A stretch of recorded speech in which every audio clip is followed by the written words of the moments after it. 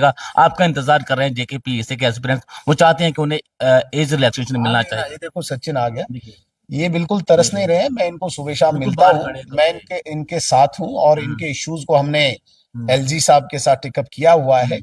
LG साहब के साथ मेरी लेकिन समय कम रह गया, दो दो चार तारीख बार तक का दो समय चार है। बार मेरी बात भी हुई है। हम्म, एक प्रोसेस होता है, एक प्रोसीजर होता है, उस प्रोसीजर में शायद है। अब हम्म। देखते हैं क्या आउटकम आता है। आज दोबारा हम बात करेंगे। हम इनके साथ हैं, नौजवानों के साथ डिमांड हैं। जानना इनकी सर, डिमांड डेफिनेटली की। डेफिनेटली। इनकी डिमांड थी। मैंने इनके सामने ही ऑनरेबल एलजी साहब से समय लिया और मैं इनकी डिमांड को लेकर उनके पास गया था। उसके बाद मेरी टेलीफोनिक कन्वर्सेशन भी रही। तो एक प्रोसेस होता है, उस प्रोसेस में मुझे लगता है कि वो देख रहे हैं कि हम कितना इनको मदद कर सकते हैं।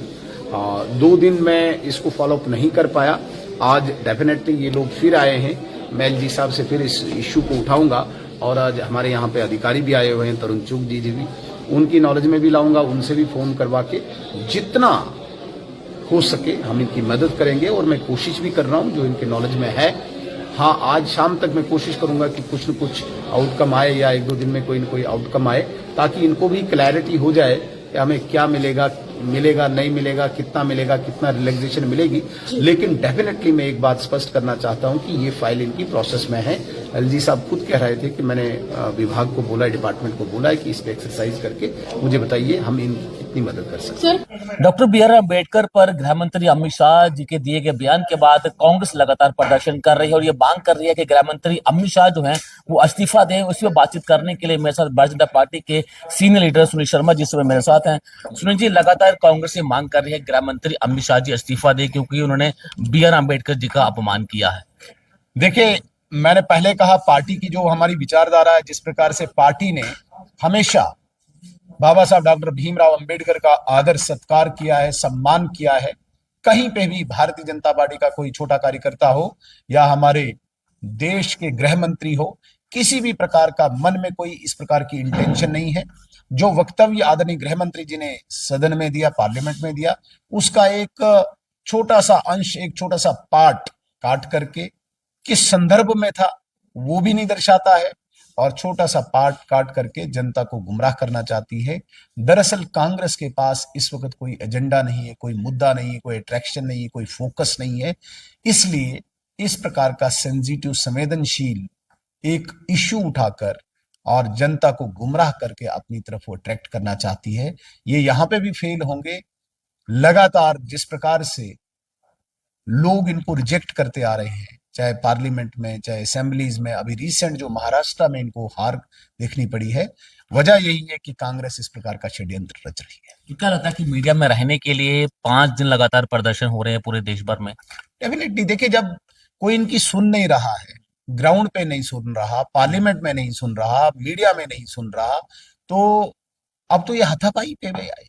राहुल गांधी तो हाथापाई मैन हैंडलिंग कर रहे हैं, दो हमारे बुजुर्ग एमपीज को इंजर्ड किया। हम्म। तो इस प्रकार का घटिया एक जो प्रदर्शन वहां पे हुआ है पार्लियामेंट में, देश की जनता इनसे सवाल पूछती है, देश की जनता कांग्रेस को लानत भेजती है। इसलिए इस प्रकार के ये कृत्य करके मीडिया में बने रहने के लिए ये काम कर रहे हैं। क्योंकि जम्मू कश्मीर के मुख्यमंत्री उमर अब्दुल्ला का कहना है कि जितना मैं राहुल गांधी जी को जानता हूँ वो किसी के साथ मैन हैंडलिंग नहीं कर सकते। नहीं, अगर सर्टिफिकेट ही उमर अब्दुल्ला साहब देने वाले हैं तो उससे पहले वाले उनके स्टेटमेंट देख लीजिए, क्या क्या बोलते हैं वो कांग्रेस के लिए। हम्म, उन्होंने ईवीएम पे उनको बोल दिया। उन्होंने वो दूसरा इश्यू उनका कांग्रेस का ईवीएम के अतिरिक्त एक और इश्यू उठाया था उन्होंने।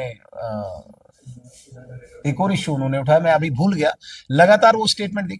उमर अब्दुल्ला साहब कंफ्यूज हैं इस वक्त। हम्म। एक्चुअली वो सरकार तो बना गए, लेकिन लोगों को झूठ कह के, क्योंकि नेशनल कॉन्फ्रेंस झूठ का एक पुलिंदा है। 1931 से इनकी हिस्ट्री स्टार्ट होती है, शेख मोहम्मद अब्दुल्ला से, तो अभी उमर अब्दुल्ला पे पहुंची है। अब इनके पास कोई उस प्रकार का जवाब नहीं है। कभी ये 370 की बात करते थे, 35 की बात करते थे, बिजली की बात करते थे, पानी की बात करते थे, सिलेंडर की बात करते थे। अब इनके पास कोई जवाब नहीं है। इसलिए कंफ्यूज्ड स्टेटमेंट्स, एक दिन हक में बोलना है, दूसरे दिन उनके विरोध में बोलना है। अब उमर अब्दुल्ला साहब जम्मू कश्मीर में है, वहां पे पार्लियामेंट में क्या होता है, यहां से वो सर्टिफिकेट भेजते हैं राहुल गांधी को। क्यों? क्योंकि पहले दिन उनके विरोध में बोला था। इसलिए बैलेंस रखने के लिए उमर अब्दुल्ला साहब इस प्रकार की स्टेटमेंट्स देते हैं। लेकिन नेशनल कॉन्फ्रेंस के ही सांसद आगा सईदुल्लाह जो है वो अपनी सरकार के खिलाफ प्रदर्शन कर रहे हैं। उस प्रदर्शन में कई हजार बच्चे शामिल हुए थे रिजर्वेशन। नेशनल कॉन्फ्रेंस का एक फिक्स्ड मैच है हम्म। आगा रहुल्ला का और उमर अब्दुल्ला का। मुझे बताइए, ये फिक्सिंग मानते हैं, इतने सारे बच्चे Definitely प्रदर्शन में इसमें कोई शामिल शक नहीं, लोगों को ये गुमराह कर रहे हैं, मूर्ख बना रहे हैं ये। भाई तुम सत्ता में हो, सत्ता में होकर डिसीजन ले लीजिए। हम्म। बाहर प्रदर्शन कर रहे हो, कहां पे ऐसा हो रहा है कि बाहर अंदर चीफ मिनिस्टर बैठा हो, बाहर चीफ मिनिस्टर का ही कोई मिनिस्टर हो या मेंबर पार्लियामेंट हो वो प्रदर्शन कर रहा हो।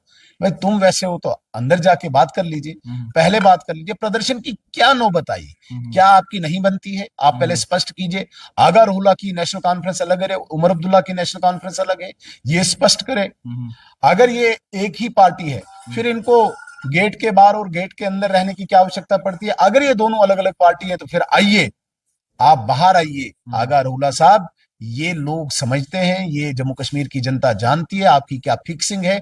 6 महीने के लिए आपने फिर एक वाहवाही बटोरने के लिए एक ड्रामा रचा है। लेकिन जिस मांग को लेकर वहां प्रदर्शन हुआ था, क्या आप उस मांग का समर्थन करते हैं? रिजर्वेशन को लेकर उन्होंने वहां पर प्रदर्शन किया देखिए, था। आज मैं अपने मुद्दे को भटकाना नहीं चाहता हूं। आज विशेष रूप से हमने पूरे देश में जो प्रेस कॉन्फ्रेंसेस की है, प्रेस वार्ता की है, शुद्ध रूप से कांग्रेस से हम माफी की मांग करते हैं। जिस प्रकार से उन्होंने बाबा साहब भीमराव अंबेडकर को अपमानित किया है, आज केवल इसी मुद्दे पे अगर हमें लीडर ऑफ ऑपोजिशन में हम बच्चे भाजपा कार्यालय के बाहर आपसे मिलने के लिए तरस रहे हैं कि एक ही वो इंसान है जो उनकी मांग, जो उनकी उम्मीद पर खरा उतरेगा। आपका इंतजार कर रहे हैं जेकेपीएससी के एस्पिरेंट्स, वो चाहते हैं कि उन्हें एज रिलैक्सेशन मिलना चाहिए। ये देखो सचिन आ गया, ये बिल्कुल तरस नहीं रहे हैं। मैं इनको सुबह शाम मिलता हूँ, मैं इनके साथ हूँ और इनके इश्यूज को हमने एलजी साहब के साथ टेकअप किया हुआ है।